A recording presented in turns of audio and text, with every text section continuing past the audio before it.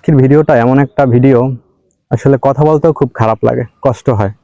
কারণ খুবই দুঃখ ভারাক্রান্ত হৃদয় নিয়ে বলতে হচ্ছে, না বলতে চাইলেও। উনি নিজের জীবন বিপন্ন রেখে চলে গেলেন না ফেরার দেশে, দেশের সম্পদ রক্ষার্থে, দেশের মানুষের কথা ভেবে।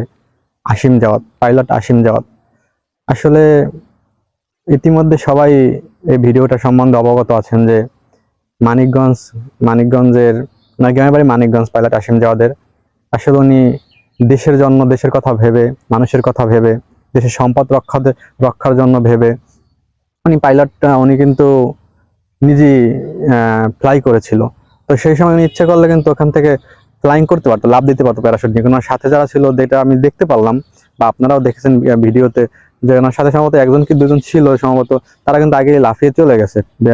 কিন্তু উনি কিন্তু ইচ্ছে করলে ওইখান থেকে লাভ দিতে পারতো, প্যারাশুট নিয়ে লাভ দিতে পারতো, কিন্তু দেয়নি। উনি কি করছে, কেন করে দেয়নি? কারণ উনি চিন্তা করছে বিমানটা যদি একটা লোকালয় বিধ্বস্ত হয় কিংবা একটা স্থানে পড়ে, সেক্ষেত্রে কি হবে, একাধিক মানুষের ক্ষতিগ্রস্ত হতে পারে কিংবা অন্য রকমের অন্যান্য সমস্যা হতে পারে। এই ধরনের সম্ভাবনা আছে এবং থাকতে সম্ভাবনা 100%। তো উনি সবকিছু বিবেচনা করে উনি পতেঙ্গা সি বিচে বিমানটা কিন্তু নিয়ে গেছে অনেক কষ্ট করে। উনি কিন্তু দেখছে অলরেডি যে আগুন লাগছে, ধোঁয়া উঠতেছে, উনি সবই সিগন্যাল পেয়েছে, তারপরেও কিন্তু ওইখান থেকে লাভ দেয়নি। কারণ উনি কিন্তু, ওনার মাথায় একটা ইটেনশন ছিল, যে যেটা বোঝা যায়, সবাই বুঝতে পারবে। ইটেনশন এইটাই ছিল যে আপনার, আমি আমি মারা যাই বা আমার ক্ষতি হোক, দেশের যেন সম্পদের ক্ষতি না হোক এবং দেশের মানুষের যেন ক্ষতি না হোক, কিংবা ওই এলাকায় বা যেখানেই পড়ে না কেন সেখানে লোকাল যেন সমস্যা না হয়। এইসব চিন্তা ভাবনা করেই কিন্তু উনি বিমানটা পতেঙ্গা বিচের উপরে নিয়ে গেছে, যার কারণে অন্যান্য সমস্যা হয় না, অন্যান্য কোনো ধরনের ক্ষতিগ্রস্ত হয় নাই। তো নিজের জীবন উৎসর্গ করে নাফরা দেশে চলে গেলেন।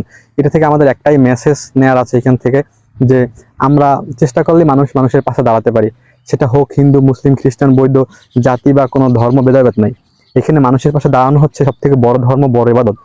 মানুষ হয়ে যদি মানুষের পাশে না দাঁড়াই, ওনার মতো যদি আমরা চিন্তা বিবেকবান না হই, তাহলে মানুষের পাশে কিভাবে আমরা দাঁড়াবো, মানুষকে কিভাবে সাহায্য করবো?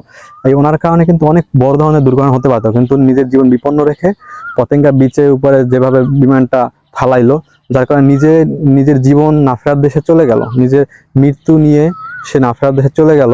কিন্তু ক্ষতিগ্রস্ত হলো কি, শুধুমাত্র এই বিমানটাই।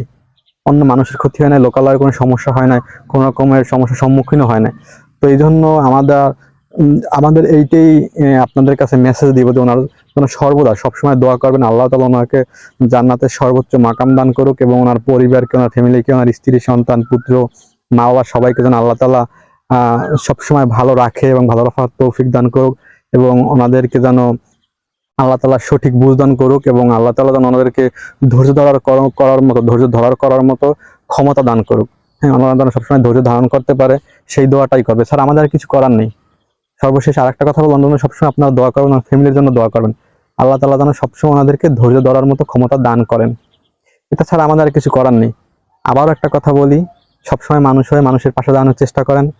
আশা করি আল্লাহ তাআলা, সৃষ্টিকর্তা যেটাই বলেন না কেন, সবাই আপনাদেরকে সবসময় আপনাদেরকে হেফাজতে রাখবে, ভালো রাখবে, এবং আপনারাও মনের দিক থেকে সম্পূর্ণভাবে তৃপ্তি পাবেন, শান্তি পাবেন।